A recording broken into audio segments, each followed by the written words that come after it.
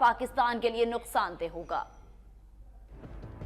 لاہور کے مقامی ہوٹل میں شوگر کنونشن 2016 میں شرکت کے بعد میڈیا سے گفتگو کرتے ہوئے خرم دستگیر کا کہنا تھا کہ عوام تک اپنا موقف پہنچانے کا بہترین طریقہ پارلیمنٹ ہے، لیکن عمران خان کا مزاج ہنگامہ آرائی اور ہلے گلے والا ہو چکا ہے۔ ان کا کہنا تھا کہ احتجاج تحریک انصاف کا حق ہے، ہم پی ٹی آئی کے رائے ونڈ لانگ مارچ میں کوئی رخنہ نہیں ڈالیں گے، لیکن ایک طرف بھارت پاکستان کے خلاف سازشوں میں مصروف ہے تو دوسری طرف اندرونی انتشار ملک کے لیے نقصان دہ ہوگا۔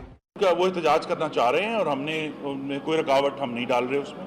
ایک طرف تو ہمیں ہندوستان کی طرف سے ایک سخت چیلنج کا سامنا ہے، اور ایسے وقت میں جو اندرونی انتشار ہے وہ کسی بھی طرح پاکستان کے فائدے میں نہیں ہے۔ وفاقی وزیر صنعت و تجارت کا کہنا تھا کہ پہلے بھی واضح کر چکے ہیں کہ پاکستان خود دہشت گردی کا شکار ہے، اس پر بھارت کی جانب سے دہشت گردی کی الزام تراشیاں خطے میں دہشت گردی کے خاتمے کی کوششوں کو ٹھیس پہنچائیں گی۔